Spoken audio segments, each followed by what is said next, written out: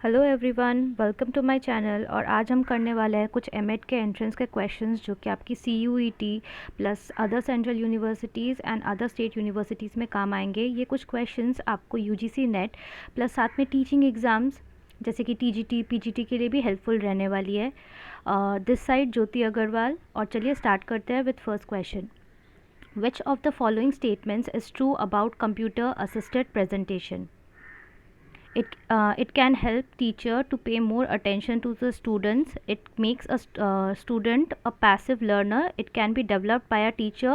It provides a scope for students interaction. तो इसमें right answer हो जाएगा, इधर पे देखिए आप, आपको पूछा गया है क्वेश्चन में कि अनट्रू क्या है, तो आपका ये राइट आंसर हो जाएगा it makes a student a passive learner. देखिए यहाँ पे पूछा गया है आपको अनट्रू क्या था, तो यहाँ पे राइट आंसर आपका हो जाएगा it makes a student a passive learner.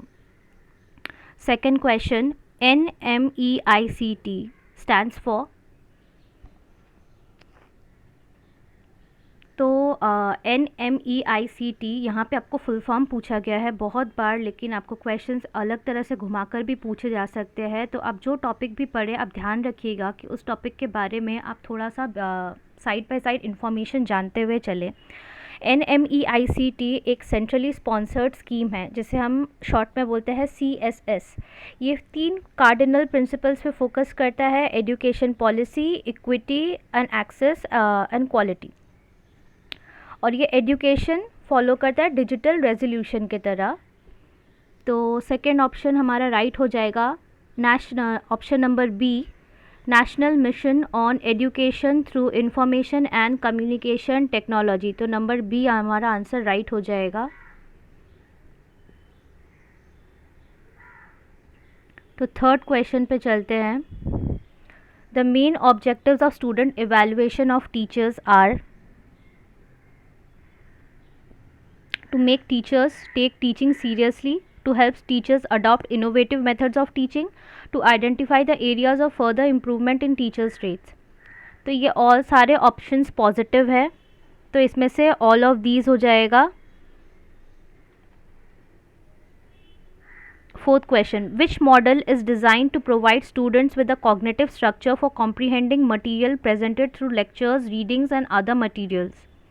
Option A inductive thinking, option B mnemonics, option C scientific inquiry and option D advance organisers. तो यहाँ पे राइट आंसर हो जाएगा ऑप्शन डी एडवांस ऑर्गेनाइजर्स। अब ये मॉडल किसने दिया था? ऑसुबेल ने दिया था। मैं यहाँ पे लिख देती हूँ, आप नोट डाउन कर लीजिएगा जिनको नहीं पता है।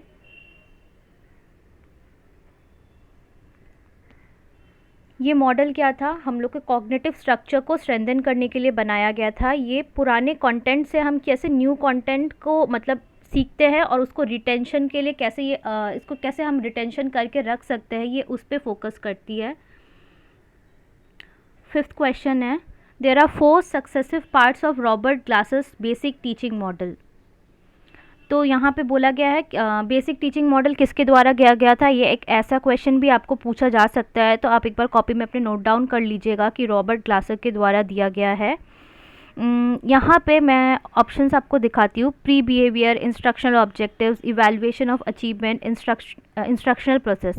एक चीज़ आप नोट करिएगा यहाँ पर कि इवैल्यूएशन, जब अगर आपको ये सब क्वेश्चंस के आंसर नहीं भी पता हो तो एक चीज़ याद रखिएगा कि इवैल्यूएशन हमेशा ही लास्ट में होता है।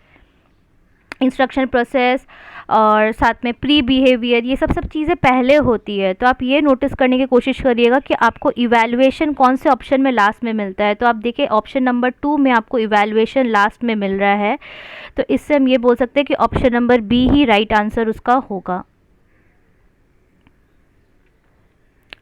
Option 6. Which one of the following is not one of the key result areas of the skill acquisition and knowledge awareness for livelihood promotion संकल्प प्रोजेक्ट? ये सब फुल फॉर्म्स जो आप देख रहे हैं ना, प्लीज़ इसको ध्यान से नोट करिएगा क्योंकि ये सब बहुत सारे रीसेंट स्कीम्स है जो कि गवर्नमेंट के हैं, और ये आपको एज अ फुल फॉर्म या फिर इससे रिलेटेड कुछ क्वेश्चंस पूछ सकते हैं कि जैसे कि बहुत सारे स्कीम्स दे दिए एंड बोला कि कौन सा वाला इनमें से गवर्नमेंट स्कीम नहीं है अभी प्रेजेंट, मतलब लाइक कब नहीं आया, ऐसे करके क्वेश्चंस आपको पूछे जा सकते हैं, तो आप इसको प्लीज़ नोट डाउन करते हुए चलिएगा। फुल फॉर्म भी साथ में, skill acquisition and knowledge awareness for livelihood promotion project.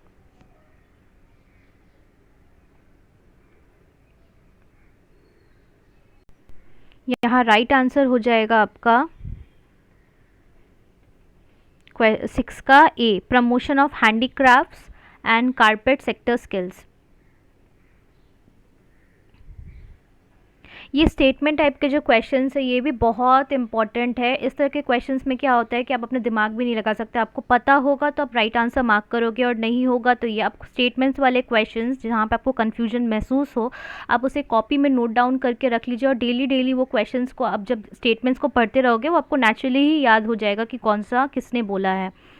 The widest road leading to the solution of all our problems is education. This quote on concept of education is given by, तो यहाँ right answer है आपका Tagore. Number 8, रुकिए 1 minute और।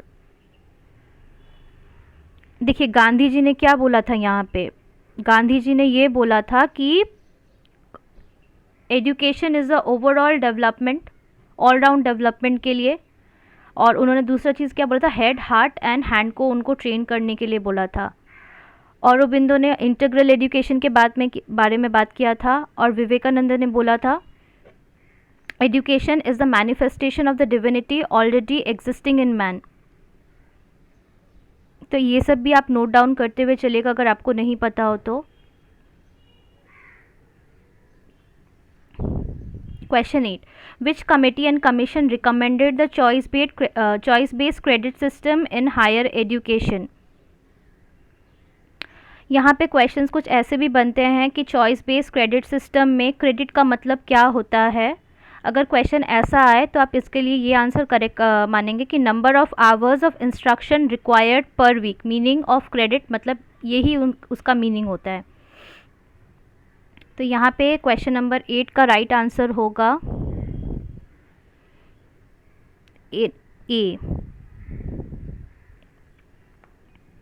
Online platforms make teaching and learning a sub type of. Since COVID आ गया हमारे पास तो हमने क्या देखा कि ऑनलाइन टीचिंग के प्लेटफॉर्म्स बहुत ज़्यादा आने लग गए और ऑनलाइन टीचिंग को बहुत ज़्यादा मतलब फोकस करने लगा। एंड देखा गया कि बहुत सारे क्षेत्र में जहाँ पे इंडिया पे एजुकेशन नहीं पहुँच पा रही है, एजुकेशन और ऑल्टरनेटिव वे से ऑनलाइन प्लेटफॉर्म के थ्रू बहुत ईजीली सब पे पहुँच पा रही है। तो इसका राइट आंसर हो जाएगा number D. The entry of new media has made online learning. Same वैसे ही क्वेश्चन कि अब क्या हो गया हमारा इस क्वेश्चन का, जैसे कि teaching, entry of new media. तो ये क्या होता है, स्कूल। अब लर्निंग क्या हो गया, इंसान घर पर भी कर सकता है, कितने बार टीचर के बिना भी कर सकता है, खुद से सेल्फ स्टडी करके भी कर सकता है। तो और किसी की ज़रूरत भी नहीं पड़ती। फॉर एग्जांपल कंप्यूटर इंस्ट्रक्शन, बहुत सारे जो प्रोग्राम्स होते हैं, जो गेम्स होते हैं, वो बच्चे को खुद से ही लर्न करने के लिए सेल्फ असिस्टेड लर्निंग में हेल्प करते हैं।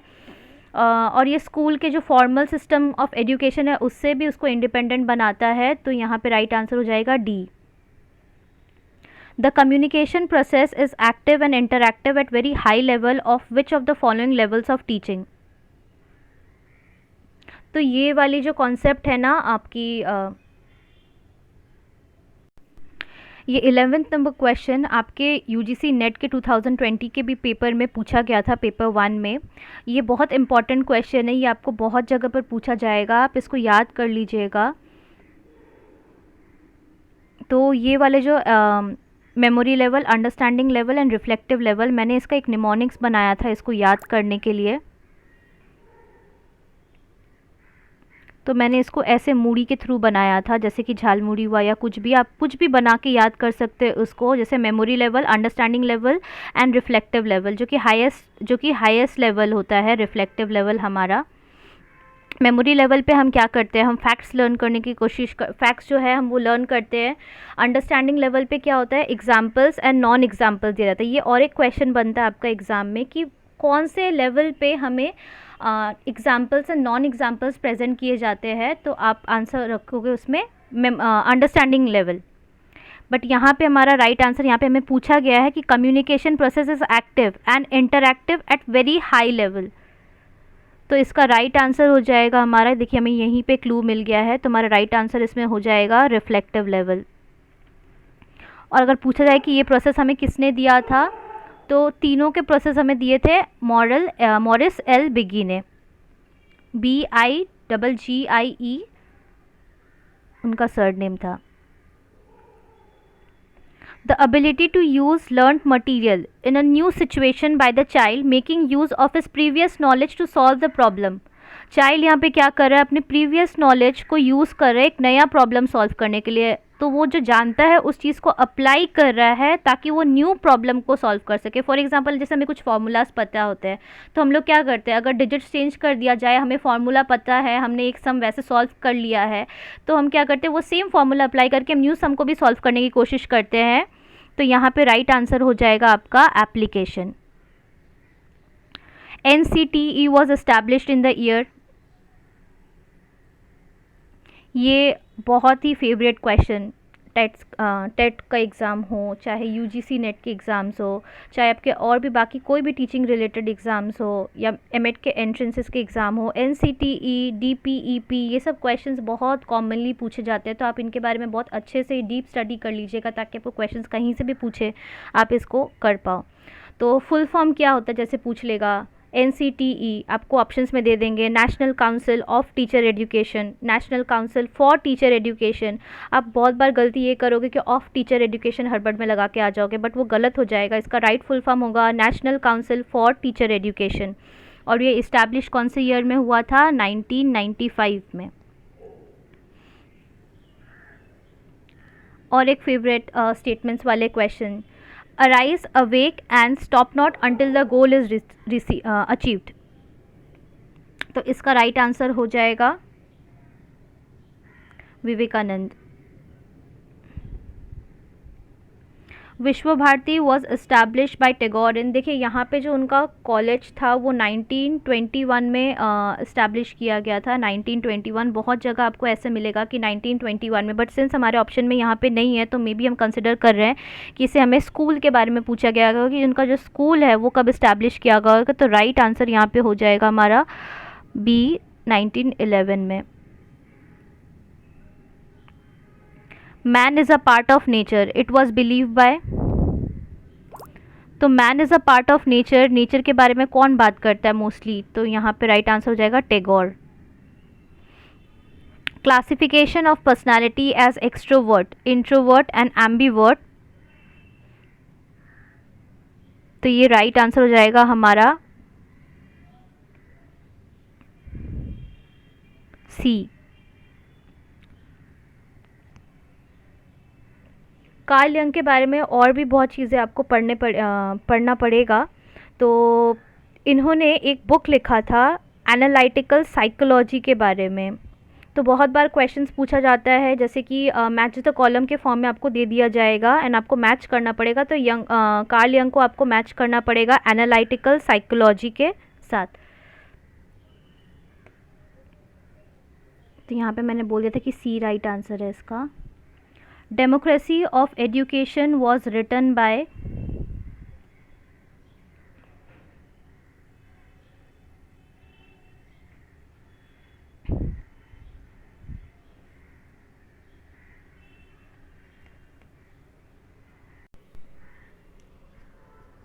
तो यहाँ राइट आंसर हो जाएगा हमारा डुई। अब डुई के बारे में बहुत इम्पॉर्टेंट है ये हमारे एंट्रेंस एग्ज़ाम के लिए। तो इन्होंने और भी बहुत सारे बुक्स लिखे हैं, मैं बोल रही हूँ आप नोट डाउन करते हुए चलिए अगर आपको नहीं पता है। School and society first, second book इनका है child and curriculum, third book इनकी है स्कूल्स टुमारो, फोर्थ तो इनकी डेमोक्रेसी एंड एजुकेशन मैंने बोल ही दिया आपको, और फिफ्थ है इनका एक्सपीरियंस एंड एजुकेशन।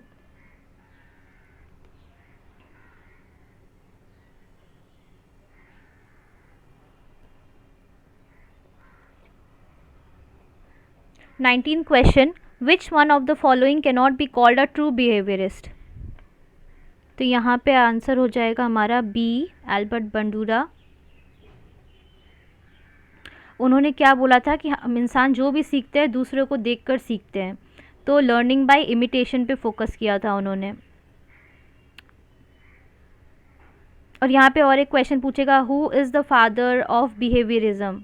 तो राइट आंसर इसका हो जाएगा, अगर ऐसा पूछे ये क्वेश्चन तो तब हम लोग बोलेंगे Watson. Dash suggested the continuing curriculum. तो यहाँ पे राइट आंसर हो जाएगा कोठारी कमीशन। कोठारी कमीशन ने क्या बोला था, उन्होंने सजेस्ट किया था कि एडल्ट एजुकेशन को और साथ में एजुकेशन को कंटिन्यू करना चाहिए। इन विच ईयर वॉज राष्ट्रीय माध्यमिक शिक्षा अभियान। अब यहाँ पे और एक इम्पॉर्टेंट क्वेश्चन बनता है, RMSA स्टैंड्स फॉर।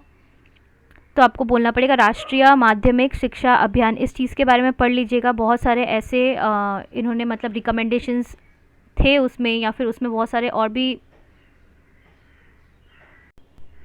जैसे कि एक इनका मेन जो मोटो था वो था enhance access to according to secondary education and improve करना उसकी क्वालिटी को। तो यहाँ पे राइट आंसर हो जाएगा 2009, मार्च 2009 को ये लॉन्च किया गया था। Second question, district primary education programme, जो कि मैंने आपको बोला था अभी कुछ देर पहले कि DPEP के बारे में आपको पूछा जाएगा।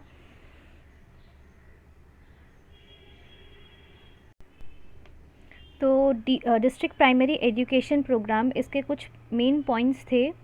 ये लोग चाहते थे कि बेसिक लिटरेसी और न्यूमरेसी अटेन कर सके। प्राइमरी एजुकेशन में बहुत सारे बच्चे से एनरोल होते थे, बट वो मतलब उनका रिटेंशन जो, मतलब उनको स्कूल में रोक पाने के लिए कुछ ऐसे स्कीम्स थे जो बनाए थे गवर्नमेंट ने, कुछ ऐसे मतलब उनके गोल्स थे कि वो मतलब स्कूल में रिटेंशन करवा पाए बच्चे को, इनइक्वालिटीज़ बच्चों के बीच में जो सोशल ग्रुप्स बने हुए उनमें कम करवा पाए, बैकवर्ड एरिया से बच्चों को लाके और ज़्यादा पढ़ा पाए। तो ये इनका था, बी हो जाएगा हमारा राइट आंसर। आप फिर भी इसके बारे में एक बार डिटेल में पढ़ लीजिएगा, क्योंकि डीप क्वेश्चंस पूछने का चांसेस रहते हैं कभी कभी। Which was the first open university in India. तो इसका राइट आंसर हो जाएगा option number A. Which act is known as the Magna Carta in Indian education. तो यहाँ पे राइट आंसर आपका होगा, इसका राइट आंसर हो जाएगा option A, Wood's Despatch. Wood's Despatch बहुत इंपॉर्टेंट है, और उसके साथ मैकॉले मिनट भी बहुत इंपॉर्टेंट है, ये दोनों के बारे में आपको पढ़ना पड़ेगा। वुड्स डिस्पैच को Magna carta of English education बोलते हैं, और ये कौन से ईयर में आया था ये क्वेश्चन भी पूछा जाता है। तो आंसर होगा 1854। इसके अंडर बहुत सारी यूनिवर्सिटीज़ ओपन कराई गई थी, जैसे कि Bombay university, Madras university, Calcutta university 1857 में, पंजाब यूनिवर्सिटी 1882 में, 1887 में इलाहाबाद यूनिवर्सिटी भी ओपन कराई हुई थी। तो ये सब बहुत इंपॉर्टेंट पॉइंट्स है, आप साथ में नोट डाउन करते हुए चलें। तो in the 25th question, in the Indian constitution education is in. तो इसका राइट आंसर हो जाएगा concurrent list. Vocationalisation of education in India was first recommended by. तो इसका आंसर हो जाएगा 26, कोठारी कमीशन। तो इस वीडियो के लिए लास्ट क्वेश्चन रहेगा, the book theory of motivation was written by. तो थ्योरी ऑफ मोटिवेशन आप गेस कर सकते हैं कि किन्होंने लिखा था रिलेटेड। तो इसका राइट आंसर होगा अब्राहम मस्लो। तो इसके बारे में बहुत सारे चीज़ें हैं जो उनके थ्योरी में उन्होंने मेंशन किया हुआ है, नीड्स थ्योरी में। तो आपको वो भी पढ़ना पड़ेगा कि जैसे safety needs, belongingness needs, self actualisation जो हाईएस्ट होता है उसका लास्ट रहता है, और फर्स्ट बेसिक नीड्स इंसान के पूरे होते हैं, फिर वो सेफ्टी नीड्स पूरे करता है, फिर लव एंड बिलोंगिंग करते हैं। तो इस तरह से उनकी एक हायरार्की है, तो आपको वो भी पढ़नी पड़ेगी। और तो ये थे आप हमारे आज के फर्स्ट 27 क्वेश्चंस। अगर आपको वीडियो अच्छी लगे तो please like, share and subscribe to my channel. और अगर आप ऐसे ही देखना चाहते हैं ऐसी ही वीडियोस, तो प्लीज़ कमेंट करके मुझे बताइएगा कि आपको वीडियो कैसी लगी एंड आप और कौन से टॉपिक्स पे वीडियो देखना चाहते हैं। Thank you.